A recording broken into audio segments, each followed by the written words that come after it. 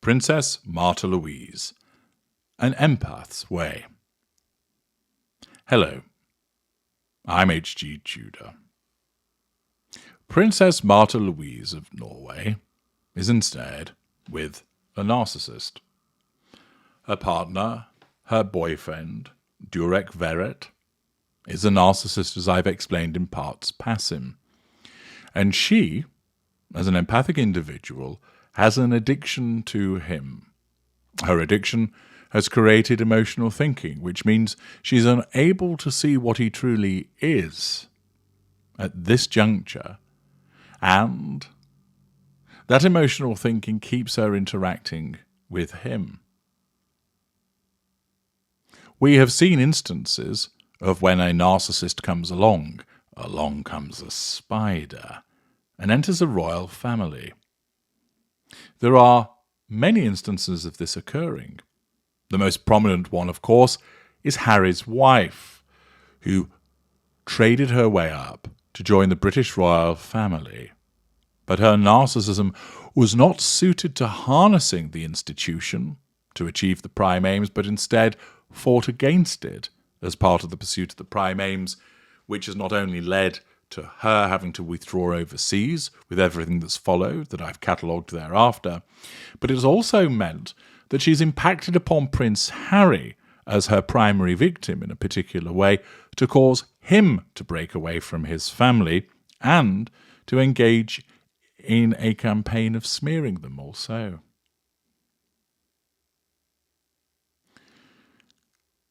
There is also the instance of Durek Verret, who is an outsider that has joined the Norwegian royal family. But how has that transpired in terms of the way that Princess Martha Louise has responded? Has she been similarly affected in the way that Prince Harry has, so that she has broken apart from her family? Well, Tom Kington in The Times writes, "A Norwegian princess who retired from royal duties after claiming to be a clairvoyant," this is her contagion empathy, "and dating a self-proclaimed shaman, magical thinking, says that communication is the secret to staying on good terms with her family." As Prince Harry continues to row with his relatives after stepping back from his royal duties, Princess Martha Louise of Norway, 51, said her advice was to talk things over with parents. This is demonstrating her empathic trait of the desire to fix and to heal, that she wants to resolve the issues. It exhibits her empathic trait of compassion also. What has been amazing through this whole cycle has been the conversations we've all had, she said, describing her relationship with her father and mother, King Harold and Queen Sonja of Norway. Contrast what Prince Harry has said, showing how he has been adversely affected by the behaviour of his wife, to, rather than smooth things over, but to lash out at his own family. That there has been a heightening of his narcissistic traits and a reduction of his empathic traits, causing him to swallow what his wife tells him, but even further, to cause a fractured relationship with his family. That where he has supposedly sought reconciliation, it's always been on the basis of, you must give us an apology, because he's being puppeteered so much by his wife. But Princess Martha Louise has responded in a different way to the presence of a narcissist coming into the family. She has maintained the communications with her family, her empathic traits stronger than her narcissistic ones, resisting the impact of the narcissist upon her. Of course, she is still with him, which is not something that King Harold and Queen Sonja will approve of. Indeed, the Norwegian people have very little love for Durek Verret, invariably labelling him Durex. But the fact is that Princess Martha Louise has exemplified her empathic responses in trying to ensure that communication remains open. From a very young age, I remember my mum and dad saying, we have to stick together. We have to talk things through, even if it's hard. We have to put all the cards on the table because we are family and we have to work things through all the turmoil, she told the BBC. The older sister of Crown Prince Haakon, age 49, her split with the Norwegian royal family began in 2002, when she announced that she would work as a clairvoyant. She promptly lost her honorific Her Royal Highness title. "I have always seen things," she said. "When I was little, I would see things in you. If you were sad or happy, or if you had a pain in your shoulder, I would get a pain in my shoulder."